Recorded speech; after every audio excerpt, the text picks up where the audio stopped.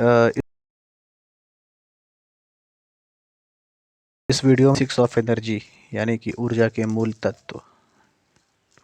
ठीक है, तो जैसा कि लास्ट वीडियोज़ में मैंने बताया था कि जो हमारा फर्स्ट चैप्टर है वो इस पे बेस्ड है कि हमारा जो एनर्जी है वो है क्या, एनर्जी की क्लासिफिकेशन क्या है, ठीक है, क्या टाइप्स हैं हमारे, और इन चीज़ों पे बेस्ड है। और फर्दर हम लोग आगे इस वीडियो में डिस्कस करेंगे कि और क्या क्या हमारी चीज़ें इसमें होंगी।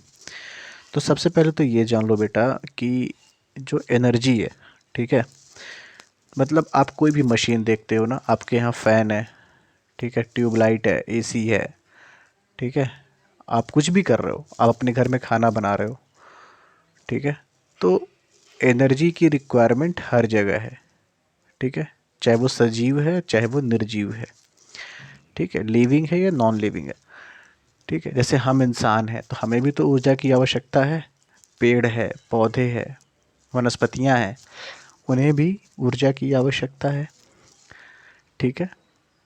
इलेक्ट्रिकल एनर्जी चाहिए, जो हमारे फ़ैन है, एसी है, कूलर है, इन्हें चाहिए, यानी कि फ्यूल चाहिए हमारे खाना पकाने के लिए, ठीक है। तो कहीं ना कहीं एनर्जी की रिक्वायरमेंट जो है वो सभी को है, ठीक है। और ये हम जब तक मानव समाज, मानव सभ्यता रहेगी तब तक यह रिक्वायरमेंट बनी भी रहेगी। तो अब आते हैं अपने मेन टॉपिक पे, क्लासिफिकेशन ऑफ एनर्जी। अब देख रहे हो, ठीक है।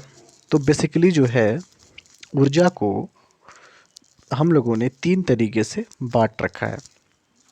पहला है बेटा, आप देखोगे, प्राथमिक द्वितीयक ऊर्जा, वाणिज्यिक अवाणिज्यिक ऊर्जा, और नवीकरणीय अनवीकरणीय ऊर्जा। यह तीन क्लासिफिकेशन है, ठीक है। नाम से बहुत क्लियर है, इन तीनों के बारे में बहुत ज़्यादा डिस्कशन हम लोग क्लासेस में भी कर चुके हैं, थोड़ा यहाँ भी हम लोग डिस्कस करेंगे। चलो, अब देखो, जैसे हम कहें कि प्राथमिक ऊर्जा और द्वितीयक ऊर्जा क्या है, तो सिंपल भाषा में अगर हम कहें कि प्रकृति में जो इकट्ठा है या प्रकृति में जो अवेलेबल है, हमारे नेचर में जो उपस्थित है, अगर एज इट इज़ उसको हम डायरेक्ट यूज करते हैं अपनी ऊर्जा की आवश्यकता की पूर्ति के लिए, तो वो हमारा होगा प्राथमिक ऊर्जा, ठीक है। अब जैसे हमारे पास कोयला है, प्रकृति में अवेलेबल है, कच्चे तेल हैं, प्रकृति में अवेलेबल है, गैस है, प्रकृति में अवेलेबल है, ठीक है। तो ये सभी ऐसे स्रोत हैं जो नेचर में, प्रकृति में अवेलेबल हैं, ठीक है। उन्हें हम डायरेक्टली यूज कर सकते हैं अपने एनर्जी के आवश्यकता की पूर्ति के लिए, ऊर्जा की आवश्यकता की पूर्ति के लिए, ठीक है।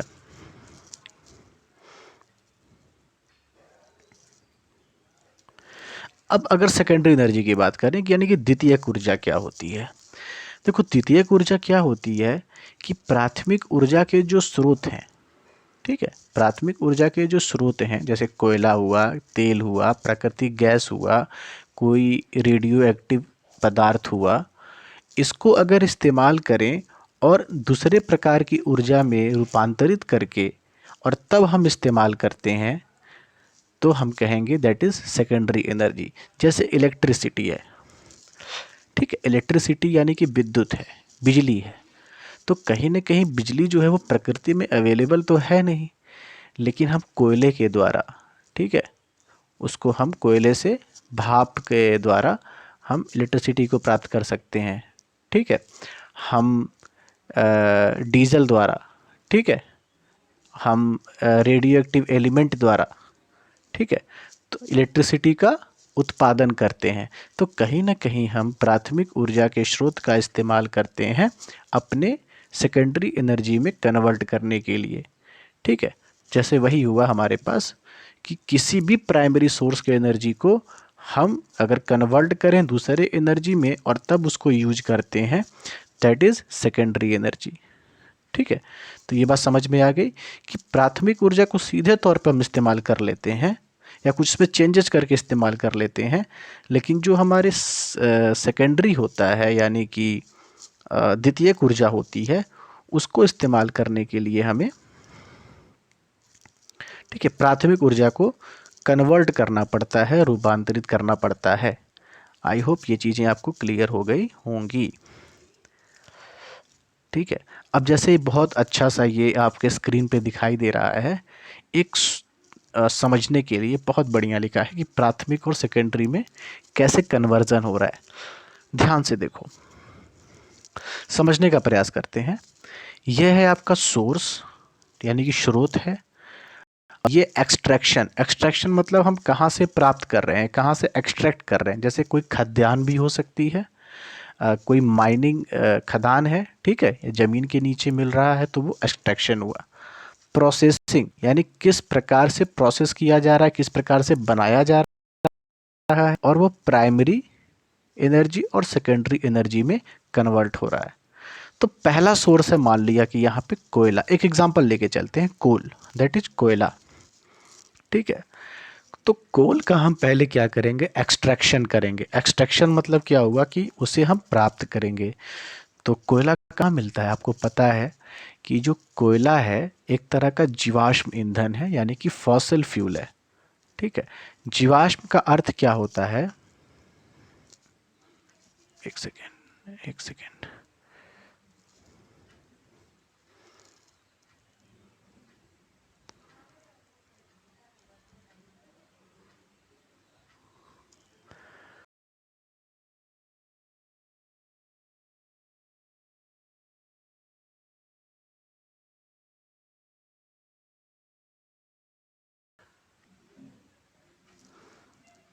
चलो देखो, जीवाश्म का अर्थ ये होता है जीव का अश्म, यानी जीव का अंश, यानी कोई भी जो जीव है, चाहे वो पशु वनस्पति के रूप में है, पशु के रूप में है, सजीव के है, ठीक है, तो कोई जीव है, कोई जंतु है। तो कोयले का निर्माण कैसे होता है, कोयला जो है, जो भी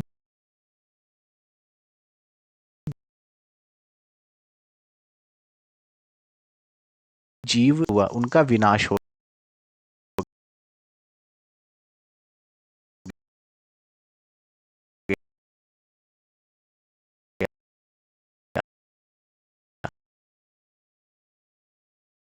नदी का हो सकता है, अपरदन हो सकता है, ठीक है, एरोजन जिसे आप कहते हो, यानी किसी प्रकार से वह मलबा जो है जमीन के काफी अंदर जो है वो दबता चला गया, और एक समय, एक कालखंड के बाद, यानी कि लाखों सालों में धीरे धीरे जो एक रासायनिक परिवर्तन हुआ,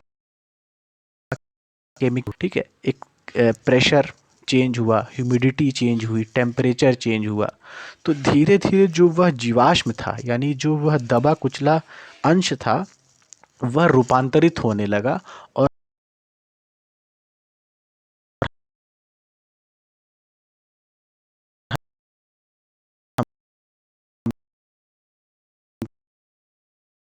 को रिटर्न करना पड़ता है। तो बेटा वही लिखा है, डीप ओपन और डीप माइंस। ठीक है, मतलब हमें काफ़ी गहरी खुदाई करनी पड़ती है कोयले की। फिर कोयले को हम प्राप्त करते हैं तो वो ऐसा तो है नहीं कि बहुत शुद्ध अवस्था में रहेगा, उसकी प्रिपरेशन करते हैं, यानी कि प्रोसेसिंग करते हैं। प्रोसेस करने का मतलब है उसे हम इस्तेमाल करने योग्य बनाते हैं, ठीक है, और फिर हमको उससे जो फिल्टर्ड फॉर्म में, यानी कि अच्छे तरीके से फिल्टर्ड रूप से मिलता है, वो हमें कोयला मिलता है, दैट इज कोल। ठीक है, तो कोल क्या है, हमारा प्राइमरी एनर्जी है। तो नेचर में तो हमें कोयला मिल रहा है ना, हमने उसे ज़मीन से एक्सट्रैक्ट करके निकाल लिया, ठीक है।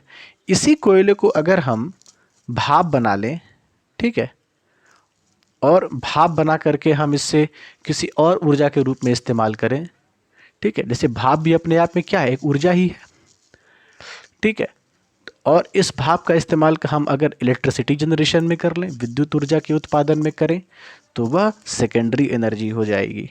ठीक है, तो एक बेसिक्स आइडिया समझ में आ रहा है ना, एक आइडिया समझ में आ रहा है कि प्राइमरी सेकेंडरी में। इस फिगर को आप चाहो तो इसका भी आप स्क्रीनशॉट ले सकते हो, या फिर एक अपने बुक में मैंने शेयर किया हुआ है। ये बहुत अच्छा फिगर है, बहुत अच्छा डायग्राम है समझने के लिए, ठीक है। फर्दर देखो, अगर उसी को हम, जो मेरा कोल था उसको हम प्यूरिफाई कर दें, यानी उसको प्यूरिफिकेशन कर दें, तो वह कोक में बदल जाता है। और आपको पता है कि कोक का जो होता है वो ज़्यादा ज्वलनशील होता है, यानी कि उसको हम जलाने के लिए और अच्छे तरीके से उसका इस्तेमाल कर सकते हैं। और कोक को भी हम जलाते ही हैं, कोयले से ही प्यूरिफिकेशन फॉर्म में मिलता है। ठीक है। और इसी को हम अगर कोयले को पावर स्टेशन पे दे दें, तो पावर स्टेशन से हमें क्या मिल जाता है? इलेक्ट्रिसिटी मिल जाता है। तो पावर स्टेशन से हमें क्या मिलेगा? इलेक्ट्रिसिटी मिलेगा। तो बात ये हो गई कि जो हमारा कोयला था ना, ये कोयला, इस कोयले को हमने कहाँ दे दिया? इलेक्ट्रिकल पावर स्टेशन को। ऐसे ही हाइड्रो है, ये तो कोयला दे दिया। ऐसे ही हाइड्रो है, यानी कि जल है, जल को भी हमने क्या किया? पावर स्टेशन को दे दिया। ठीक है। ऐसे ही न्यूक्लियर है। न्यूक्लियर क्या होता है? जो हमारे आणविक पदार्थ होते हैं, परमाणु पदार्थ होते हैं, वह भी माइनिंग के द्वारा ज़मीन से या कहीं ऐसे फॉर्म में होते हैं जिन्हें हमें एक्सट्रैक्ट करना पड़ता है, उन्हें निकालना पड़ता है। ठीक है। और निकालने के बाद उनकी साफ़ सफाई करते हैं, इनरिचमेंट करते हैं, और फिर उससे हम पावर स्टेशन में इस्तेमाल करते हैं। ऐसे हमारे पास प्राकृतिक गैस भी होती है। ठीक है। और प्राकृतिक गैस गैस कहाँ से मिलती है? वो भी ज़मीन के नीचे, जिसे हम कहते हैं तेल का कुआं, गैस वेल। ठीक है। तेल के कुएं होते हैं, वहाँ से उसको एक्सट्रैक्ट किया जाता है, निकाला जाता है, और उसको भी पावर स्टेशन पे दिया जाता है। समझ रहे हो? ऐसे हमारे पास पेट्रोलियम पदार्थ है। तो पेट्रोलियम पदार्थ गैस के कुएं हैं, तेल के कुएं हैं, वहाँ से मिलता है, और उसको भी हम फर्दर पावर स्टेशन को देते हैं। और पावर स्टेशन करता क्या है? पावर स्टेशन हमें इलेक्ट्रिसिटी जनरेट करता है, और इलेक्ट्रिसिटी क्या है? एक सेकेंडरी एनर्जी है। ठीक है। आई होप ये सब चीज़ें क्लियर हो रही होंगी। और पेट्रोलियम प्रोडक्ट से हम और क्या कर सकते हैं? आप देख सकते हो, एलपीजी बनाते हो, पेट्रोल बनाते हो, डीजल बनाते हो, पेट्रोकेमिकल्स बनाते हो। ठीक है। ये सब हम, जो भी हमारे चीज़ इस्तेमाल की चीज़ें हैं, हम ये चीज़ें इस्तेमाल करते हैं। ऑलराइट। चलो, तो एक बेसिक सा हमको यहाँ पे आइडिया लग गया प्राथमिक और द्वितीयक ऊर्जा के स्रोत के बारे में। ठीक है। अब वाणिज्यिक क्या होती है और गैर वाणिज्यिक क्या होती है? Commercial and non commercial. ठीक है। वाणिज्यिक और अवाणिज्यिक, commercial and non commercial. Highlighter नहीं है क्या इसमें? चलो, कुछ नया ही है मेरे लिए भी। हाँ, चलिए ठीक है, कोई बात नहीं। तो कॉमर्शियल देखो क्या हुआ। कॉमर्शियल ऐसा है जो बाजार में अवेलेबल है, आप पैसा पे किए और ले आए। ठीक है। कोई कीमत आपने उसकी चुकाई और आप उसको ले आए, तो वो आपका कॉमर्शियल हो गया। कॉमर्शियल का मतलब ट्रेडिंग से है। ठीक है। जो वाणिज्यिक रूप से अवेलेबल है। ठीक है। और गैर वाणिज्यिक क्या हुआ? जो उपलब्ध ही नहीं है मार्केट में। ठीक है। आप पैसे से उसको नहीं परचेज कर सकते हो। समझ रहे हो बात को? तो वाणिज्यिक गैर वाणिज्यिक का यह एक डिफरेंस होता है, एक ये अंतर होता है। ठीक है। चलो, जैसे कॉमर्शियल को अगर हम ध्यान से देखें, तो जैसे मान लो आपको कोयला है, परचेज करना पड़ेगा।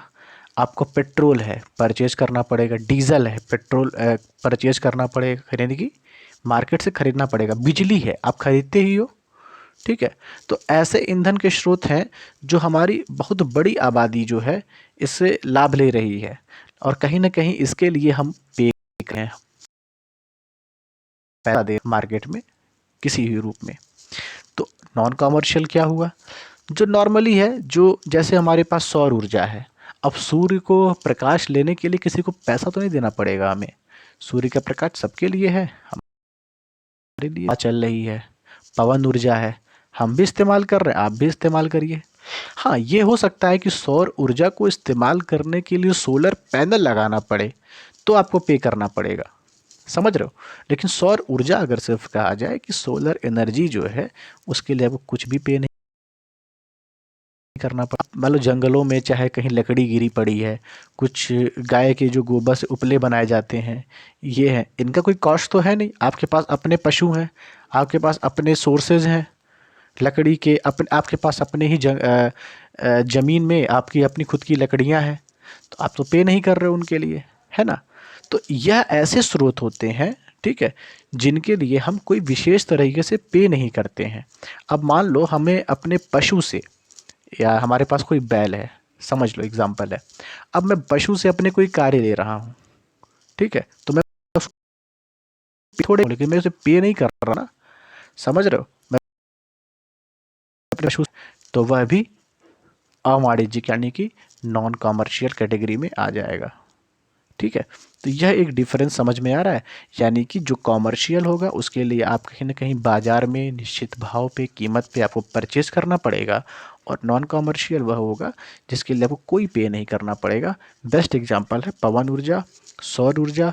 हमारे आसपास जो कृषि है, जो अपशिष्ट पदार्थ हैं, इनका इस्तेमाल करते हैं, ये सब गैर वाणिज्यिक के स्रोत में आ जाएंगे, ठीक है। आगे चलते हैं बेटा, चलो आगे है नवीकरणीय और गैर नवीकरणीय, ठीक है, रिन्यूएबल और नॉन रिन्यूएबल। देखो रिन्यूएबल और नॉन रिन्यूएबल मतलब रिन्यू करना, ठीक है, जिसको हम दोबारा रिन्यू कर सकते हैं, दोबारा प्राप्त कर सकते हैं, ठीक है। और नॉन रिन्यूएबल जो दोबारा रिन्यू नहीं कर सकते, दोबारा प्राप्त नहीं कर सकते। तो जिसको दोबारा प्राप्त कर सकते हैं वो तो कभी ख़त्म नहीं होगा, उसका कभी क्षय नहीं होगा, इसीलिए उसे हम कहते हैं अक्षय ऊर्जा। एक नाम और देते हैं, अक्षय ऊर्जा, ठीक है। तो जो नवीकरणीय ऊर्जा होती है वह सभी समाप्त नहीं होती है, वो अक्षय है, वो कभी ख़त्म नहीं होगी, इसीलिए उसे हम कहते हैं रिन्यूएबल एनर्जी। जैसे सौर ऊर्जा है, पवन ऊर्जा है, भूतापी ऊर्जा है, ज्वारी ऊर्जा है, ठीक है, जल विद्युत है, ठीक है, यानी सूर्य जब तक हवाएं चलेंगी हमें तब तक ऊर्जा मिलेगी, जब तक टेम्परेचर रहेगा ताप का, सरफेस का, तब तक हमको ऊर्जा मिलेगी, जब तक ज्वार भाटा रहेगा तब तक हमें ऊर्जा मिलेगी, जब तक जल का प्रवाह होगा, ठीक है, हाइड्रो पावर प्लांट, तब तक हमें ऊर्जा मिलेगी। तो ये क्या है, ये ख़त्म नहीं हो रही है समय के साथ ना, ये हमेशा के लिए है। और सबसे बड़ी बात क्या है, फ़ायदे की बात है कि इससे जो पर्यावरणीय हानि होती है, इन्वायरमेंटल को जो चैलेंजेस फेस करने पड़ते हैं, वो फैक्टर बहुत कम होता है, यानी हमारे इन्वायरमेंट को कोई बहुत ज़्यादा प्रभावित नहीं करता है। तो इसकी बुराई क्या हो गई, बुराई ये है कि यह इससे हम बहुत ज़्यादा एनर्जी प्रोड्यूस भी नहीं कर सकते हैं, ठीक है। हम इससे बहुत ज़्यादा अमाउंट में एनर्जी नहीं प्रोड्यूस कर सकते हैं, कम प्रोड्यूस कर सकते हैं, लेकिन इसका फ़ायदा ये है कि यह हमेशा के लिए अवेलेबल है, और इन्वायरमेंट में ये कोई विषय से हमारा इन्वायरमेंट जो है प्रदूषित नहीं होता है। तो ये इसकी अच्छाई है। तो नॉन रिन्यूएबल में आ जाते हैं बेटा, ठीक है, गैर नवीकरणीय। तो वह ऐसे पारंपरिक जीवाश्म, ठीक है, ऐसे साधन हैं जिनका अगर आप इस्तेमाल करोगे और एक समय के बाद जब ये समाप्त हो जाएंगे तो दोबारा इनका हम इस्तेमाल नहीं कर पाएंगे, रिन्यू नहीं कर पाएंगे। जैसे कोयला है, एक लिमिटेड मात्रा में है, 50 साल या 100 साल और इस्तेमाल कर सकते हो। तेल है, गैसेस हैं, ठीक है, कुछ समय आप इस्तेमाल कर सकते, तो दोबारा हम इनका इस्तेमाल नहीं कर पाएंगे, ठीक है। तो ये आपको स्क्रीन पे दिखाई दे रहा होगा बेटा कि स्रोत हैं ऊर्जा के, नवीकरणीय स्रोत और गैर नवीकरणीय स्रोत, दोनों स्रोत हैं, ठीक है। डिफरेंसेस आपको दिखाई दिया है, पढ़ा भी दिया था, आप एक बार ध्यान से स्क्रीन पे देख लो, ठीक है। जैसे पहला पॉइंट है, अगर यहाँ ये एग्ज़ाम में क्वेश्चन पूछा भी जाता है, क्लासिफिकेशन, जब भी एग्ज़ाम में क्लासिफिकेशन आया, जैसे मैंने ट्यूटोरियल में दिया भी था, तो आप सबको थोड़ा सा एलिब्रेट करके लिखो, ठीक है, थोड़ा एक्सप्लेन करके लिखो सबके बारे में, क्योंकि बेसिक सी चीज़ है, एग्ज़ाम में डिफरेंस भी आ सकता है, ठीक है। तो अगर नवीकरणीय की बात करें, यानी कि ये रिन्यूएबल है और ये नॉन रिन्यूएबल है, ठीक है।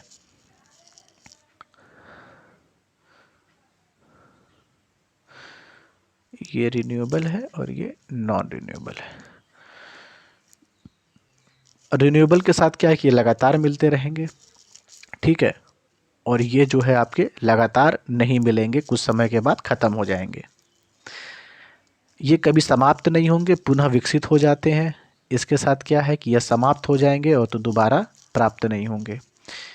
यह ऊर्जा, इन्हें अपरंपरागत ऊर्जा के स्रोत कहते हैं, यानी कि जो पहले से नहीं चलता आ रहा है, ठीक है, यानी कि इसको रिसेंटली हमने यूज करना शुरू किया है, और ये परंपरागत स्रोत कहे जाते हैं जिसको हम शुरू से यूज करते चले आ रहे हैं, ठीक है। यह प्रदूषण नहीं पैदा करते हैं, और यह प्रदूषण पैदा करते हैं क्योंकि कोयला है, कच्चा तेल है, यह सब क्या है, पॉल्यूशन प्रोड्यूस करता है, ठीक है। और एक होता है आपका, इसी में परंपरागत को बेटा बोलते हैं कन्वेंशनल एनर्जी, और अपरंपरागत को बोलते हैं नॉन कन्वेंशनल एनर्जी, ठीक है। तो कन्वेंशनल एनर्जी वो है जो नॉन रिन्यूएबल है, और नॉन कन्वेंशनल वो है जो रिन्यूएबल है, ठीक है। क्योंकि जो कोयला है और डीजल है उसको हम लंबे समय से यूज कर रहे हैं, लेकिन सोलर का इस्तेमाल अभी हमने शुरू किया है ना। सोलर पावर है, विंड पावर है, पवन ऊर्जा, इसका इस्तेमाल हम अभी शुरू कर रहे हैं, और धीरे धीरे इसमें हम प्रवेश कर रहे हैं, और प्रयास कर रहे हैं कि कैसे इसकी मात्रा को और बढ़ाया जाए, ठीक है। तो फिलहाल इस वीडियो में इतना ही बेटा, कोई भी दिक्कत होगा तो पूछ लेना, नेक्स्ट क्लास में हम लोग आगे का फिर डिस्कशन करेंगे, ठीक है। Thank you so much.